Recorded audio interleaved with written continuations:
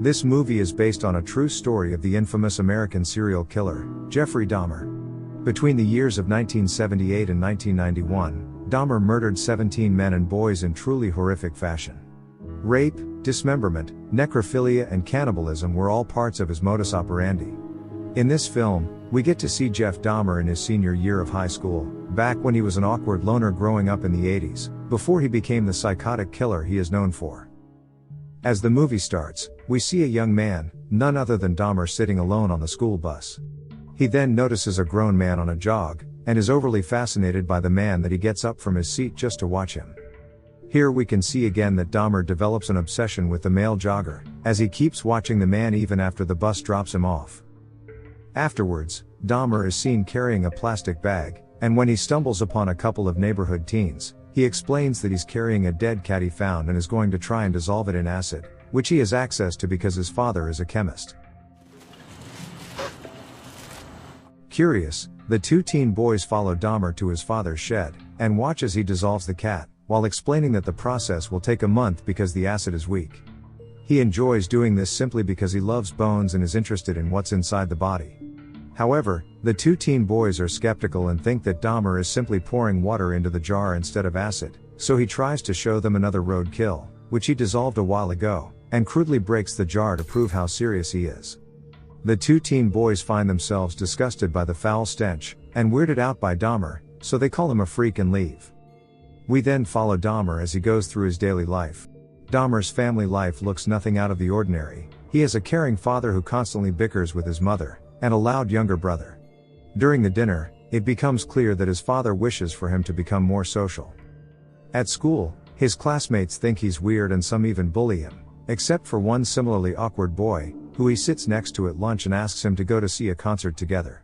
But aside from that, he sits alone in biology class, and seems fascinated by a preserved animal inside a jar in the lab. When Dahmer gets home, we see that he creepily has stolen the preserved animal to keep to himself. But contrastingly, when he gets inside the house, he sees that his parents are arguing once more and don't care that their sons are listening, so he tenderly guides his little brother away to keep from having to listen. One day after the school band practice, Dahmer finds his only friend getting harassed by the school jocks, but simply stands idle and opts to walk away, even though the friend tries to talk to him and get him to come help. That very day, his dad comes home early from work, and becomes infuriated when he realizes that Dahmer has made no progress in making friends, and instead prefers to toy with his preserved animals in the shed as he always does. And so, the dad storms into his shed, and begins throwing his preserved animals into the trash can, while scolding him to try and be more normal and stop all this. From now on, the father will shut the shed and take it down. After the intervention, Dahmer tries to stay on school grounds on the next day, and is suddenly approached by a drug dealer classmate, Fig, but it doesn't take long before he loses interest, and decides to walk home instead. At some point, he waits by the side of the road, while staring at his bone collection in deep thought. Until the jogger from the beginning of the movie passes by, and catches his interest yet again. When he's back home later that day, his father apologizes for being harsh, and explains that he doesn't want Dahmer to end up like him, who spends too much time in labs and doesn't have many friends. The father tries to make it up by presenting him with a pair of dumbbells, hoping that Dahmer might get into working out, and hopefully snatch a pretty girl someday. To satisfy his father, he begins working out, but still secretly spends his days out in the woods, trapping critters in hopes of collecting their bones. One day in class, a history teacher tries asking him a question, but Jeff, who is too lazy to answer, decides to speak to the teacher with a silly voice, which surprisingly gets the entire class to laugh. I don't know. He then sees this as an opportunity to make friends, so when he's walking down the hallway later, he starts making weird noises and doing random gestures. He even pretends to have a seizure to get everyone to laugh, and it actually works. Until the bell rings and everyone heads to class, leaving him alone. This eventually becomes a thing he's known for. And one day a group of teenage boys who think he's hilarious decide to ask him to sit at their table for lunch. They are Durf, Mike, and Neil. It is revealed that Jeffrey imitated the speech and gestures of his mother's interior decorator, who has some kind of disorder. Jeffrey inspires Durf to draw him in various situations, and it is here that Durf and his friends form the Dahmer fan club. The four of them surprisingly get along so well, that they'd like to come up with epic pranks to liven up their senior year. They start with getting Dahmer to make random noises in the library, and have the librarian blame someone else for it. They also run down the hallway while pretending to have seizures together. However, in between Dahmer's seemingly improving social life, one day he discovers that his mother, who was a former drug addict, is having a relapse. He tries to convince her to stop and go to the doctor, but to no avail. Despite it all, he goes on with his days, and one day a weird instance happens when he's out fishing with a couple of his friends. After hooking a fish, his friends asks him to let the poor fish go. Dahmer, however, opts to violently gut the fish instead, claiming that he's curious what its insides looks like. His friends of course find this disturbing, but still don't register this as a red flag. One of his friends, Neil, is the photographer for the school's yearbook, and so as their next prank, Dahmer comes up with the idea to put himself in every school club's yearbook picture, which his friends happily agree to. The following day, they start to carry out their plan, and in the end, the boys manage to perfectly pull off this prank. Afterwards, Dahmer comes home bringing his friend Durf, to excitedly announce to his dad that he's joined a lot of clubs this year, but his dad is too occupied arguing with his mom to notice.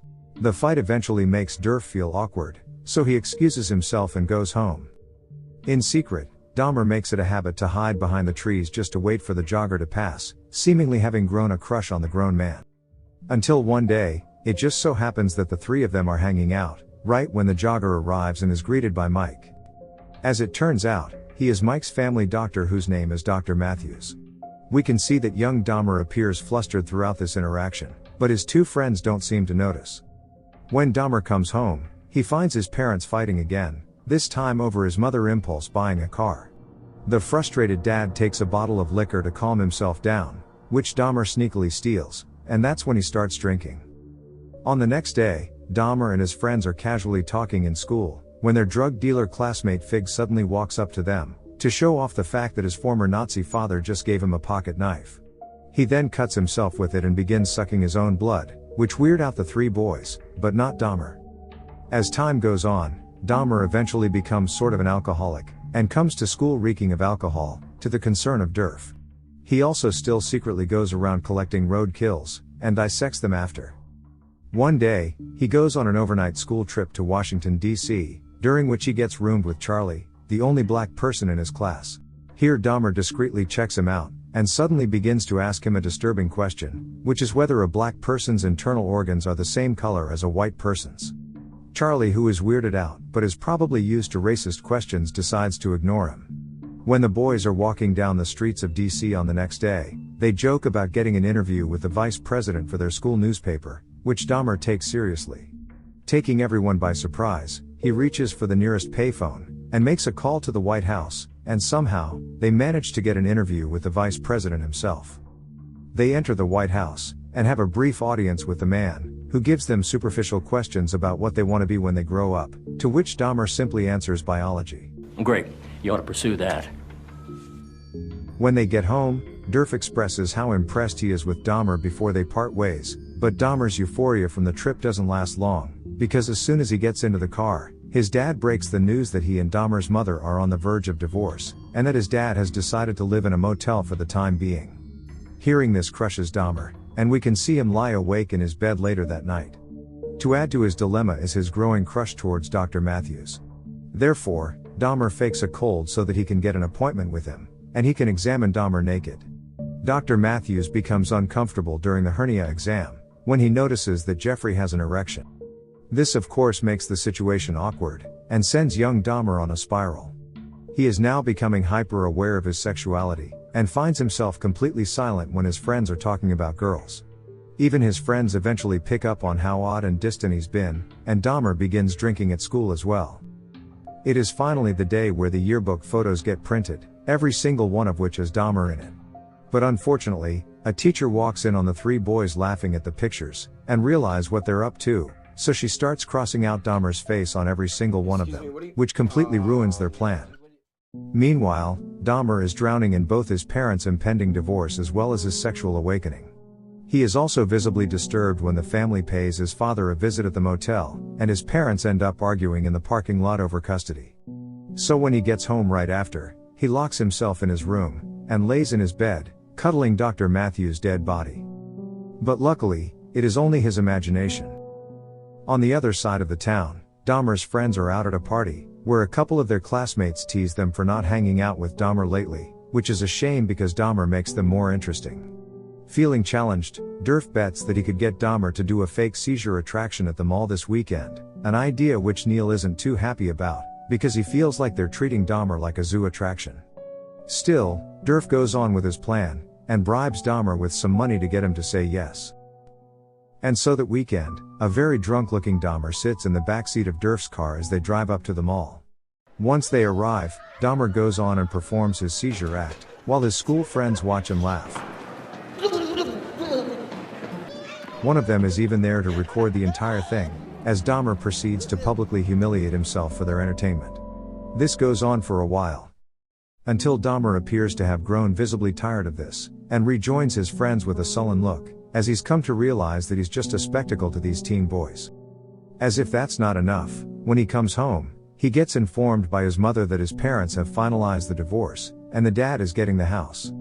On the next day, the increasingly unstable Dahmer arms himself with a baseball bat, and waits for Dr. Matthews to pass, but he never does. This prompts him to lose his patience, and starts beating the bat against a tree until it breaks. That same day, a couple of neighborhood kids discover a disemboweled animal remains, which becomes the talk of the school on the next day, because people find it creepy how someone would do that. Dahmer's friends then start talking about prom, and Mike makes fun of Dahmer by saying there's no way any girl would want to go to prom with him. This offends Dahmer, so he goes right ahead and asks a freshman named Bridget to prom. At first, she says no because she knows Dahmer always does weird things, but eventually warms up to the idea after Dahmer convinces her that going to the dance with a senior is cool. And so they end up awkwardly going together, to the surprise of Dahmer's friends. At some point during the night, Neil, who was against making fun of Dahmer at the mall, decides to walk up to him, and apologize for what happened, which Dahmer accepts. When it is time to dance with his date, we can see that he grows uncomfortable, because he was never attracted to women to begin with. And so, he excuses himself, and retreats to his car, preferring to be alone.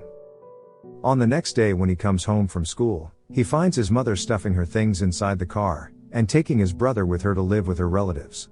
This breaks Dahmer's heart, because this means his mother and brother won't be attending his graduation. He doesn't react at all when his mother talks to him, and after they leave, he breaks down, and cries inside the house. On his graduation day, Dahmer doesn't seem excited at all, and here the father congratulates him and hands him the keys to the family car, without knowing Dahmer's mother has left him completely alone. A few days after, Durf finds Dahmer walking alone by the side of the road, and decides to give him a ride home. When they arrive, he notices how there's blood on Dahmer's fingers, but Dahmer tells him that it's just paint. They then have an awkward conversation about their friendship, during which Durf basically refuses to apologize for treating Dahmer like a zoo attraction. Aggrieved, Dahmer sneakily invites Durf to come inside for a beer. Once they're inside the empty house, Durf gets creeped out by how close Dahmer is standing, so he begins walking away, saying his mother is waiting for him. We watch in horror as Dahmer grabs a baseball bat, and is about to strike him with it. But fortunately for Durf, Dahmer lets him leave. And as Durf gets in the car, he notices the bat. Once Dahmer is alone, he finds himself freaking out over the thoughts that came over him earlier. On the next morning, Dahmer gets inside Volkswagen Beetle given by his dad, and drives around. Shortly after, he stops by to pick up a good-looking hitchhiker named Stephen Hicks from a concert, who will soon end up as his first murder victim. The film ends with a closing credits note that Hicks was invited to visit Dahmer's house, but was never seen again after that day, and Jeffrey Dahmer was finally arrested in 1991.